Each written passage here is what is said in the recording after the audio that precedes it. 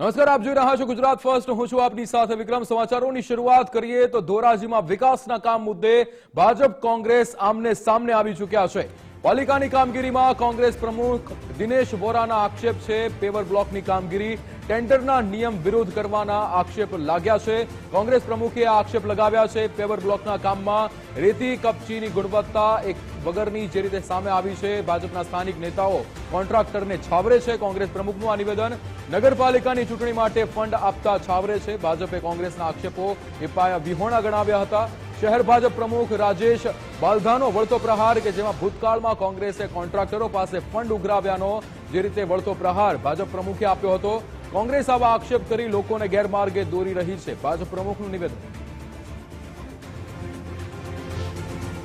ધોરાજી નગરપાલિકામાં છેલ્લા 2 વર્ષથી વહીવટદારનું શાસન છે અને હાલમાં ફૂટપાથની જે કામગીરી કરવામાં આવી રહી છે એ કામગીરી અત્યંત નબળી અને ગુણવત્તા વગરની કરવામાં આવી રહી છે। ટેન્ડરની શરતો મુજબ કામ કરવામાં આવતું નથી અને આ કોન્ટ્રાક્ટરોને છાવરવામાં આવી રહ્યા છે। આમ જોઈએ તો લોકમુખે એવી પણ ચર્ચા છે કે આગામી નગરપાલિકાની ચૂંટણીઓને લઈને ભારતીય જનતા પાર્ટીના આગેવાનોએ આ કોન્ટ્રાક્ટરો પાસેથી ફંડ પણ લીધેલ છે, જેથી આ કામગીરી નબળી કરવામાં આવે છે તેવી લોકમુખે ચર્ચા પણ થઈ રહી છે। અગાઉના કોંગ્રેસના શાસનમાં તે કોંગ્રેસના મિત્રોએ આવું બધું કૃત્ય ફંડ લેતા હોય છે ને એવું કરતા હોય છે અને તેનો ખોટો આક્ષેપ ભારતીય જનતા પાર્ટીના લોકો ઉપર કરી રહ્યા છે। એ પાયા વિહોણું છે। પરંતુ અગાઉના જે કાંઈ નગરપાલિકા હતી અને તેઓ જે કાંઈ ફંડ ઉઘરાવતા અને તેના હિસાબે અત્યારે એને ફંડ નહીં મળતું હોય તેના હિસાબે ભાજપના ઉપર આક્ષેપ નાખી રહ્યા છે। જે કાંઈ મિત્રો કોંગ્રેસના આક્ષેપ કરી રહ્યા છે એ પાયા વિહોણા છે અને એ તદ્દન ખોટી વાત છે।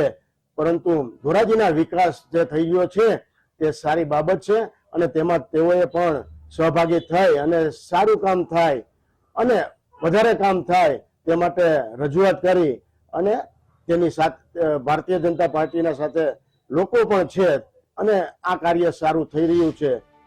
ગુજરાત ફર્સ્ટ પહોંચ્યું છે રાજકોટ જિલ્લાના ધોરાજી ગામે કે જ્યાં વહીવટદારનું શાસન છે અને જે રસ્તાના બ્લોકનું કામ ચાલી રહ્યું છે તેમાં ભ્રષ્ટાચાર ચાલતો હોય તેવું કોંગ્રેસ દ્વારા જણાવવામાં આવી રહ્યું છે। ત્યારે હું દ્રશ્ય બતાવવાનો પ્રયત્ન કરીશ કે હાલ આપ જોઈ શકો છો આ જે ફૂટપાથનું જે બ્લોકનું કામ ચાલી રહ્યું છે તેમાં ક્યાંક ને ક્યાંક લોલમલોલ ભ્રષ્ટાચાર થતો હોય તેવા આક્ષેપ કોંગ્રેસ દ્વારા કરવામાં આવી રહ્યા છે।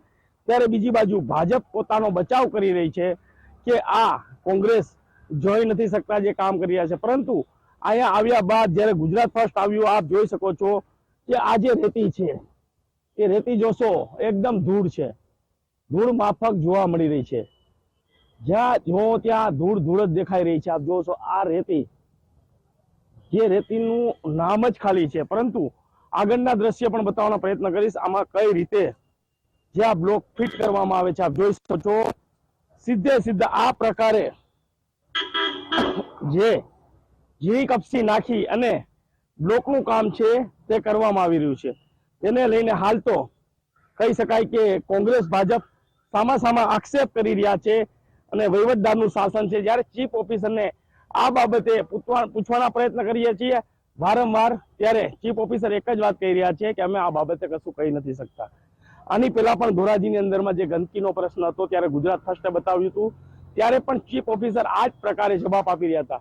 આ ચીફ ઓફિસર ઉપર કેના હાથ છે, કેના જોરે આ ચીફ ઓફિસર આટલા બધા પાવરથી વાત કરી રહ્યા છે કે હું જવાબ ન દઈ શકું। ભાઈ કેમ તમે જવાબ ન દઈ શકો?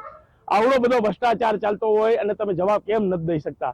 બીજી વાત કે આયા ભાજપના ધારાસભ્ય મહેન્દ્રભાઈ પાડલિયા પણ છે, પણ મહેન્દ્રભાઈ પાડલિયાને ગમે એ વાતે તમે વાત કરો એટલે જોઈ લઉં છું બસ એક જ વાત આવે છે, સાહેબ આપ ધારાસભ્ય છો, સાહેબ જરીક જોવો રોડની અંદરમાં ભ્રષ્ટાચાર થતો હોય આપના વિસ્તારમાં થતો હોય તો આપણે જોવું જોઈએ અને ચીફ ઓફિસરને જરીક સલાહ આપો કે આ બાબતે તપાસ કરવી જોઈએ। કોઈ જવાબ દેવાને કેમ ના પાડી રહ્યા છે એ પણ એક મોટો સવાલ છે। હવે તો હાલ તો ભાજપ અને કોંગ્રેસ સામા આક્ષેપ કરી રહ્યા છે ત્યારે માત્ર પીસાવાનું તો પ્રજાને જ રહે છે, કેમ કે પ્રજાના પૈસે સ્થાનક જૂના ચાલી રહ્યા છે પરંતુ પ્રજાના જે રસ્તાના કામ છે તેમાં ભ્રષ્ટાચાર કરવા માટે જાણે કોન્ટ્રાક્ટરને પીરો પડવાનો મળ્યો હોય તેવી દ્રશ્ય છે તે જોવા મળી રહ્યા છે। હરેશભાઈ, ગુજરાત ફર્સ્ટ ધોરાજી। ત્યારે જે રીતે ભાજપ અને કોંગ્રેસ આમને સામને આવ્યા છે ધોરાજીના વિકાસના મુદ્દે, હવે ભાજપ કોંગ્રેસ આમને સામને આવ્યા છે, પણ એ જ્યારે પ્રતિ આક્ષેપ કરી રહ્યા છે, અહીંયા જે પીસાઈ રહ્યા છે એ આમ જનતા પીસાઈ રહી છે. આમ જનતા કે જે વિકાસના આ કામગીરીમાં જેનું નુકસાન થઈ રહ્યું છે, એ પ્રજાના પૈસાનું નુકસાન થઈ રહ્યું છે. એ દ્રશ્યો જે છે હમણાં જ અમારા જે રિપોર્ટર દ્વારા દેખાડવામાં આવ્યા, આ દ્રશ્યો કે જ્યાં કામગીરી કરવામાં તો આવી રહી છે, પણ કામગીરી એ માત્ર કાગળ પર હોય, કામગીરી એ માત્ર કરવા ખાતર કરવામાં આવતી હોય તેવા પણ દ્રશ્યો આપણને જોવા મળ્યા. પેવર બ્લોકની આ કામગીરી કે જ્યાં બ્લોક જે છે એ સીધા પાથરી દેવામાં આવે છે.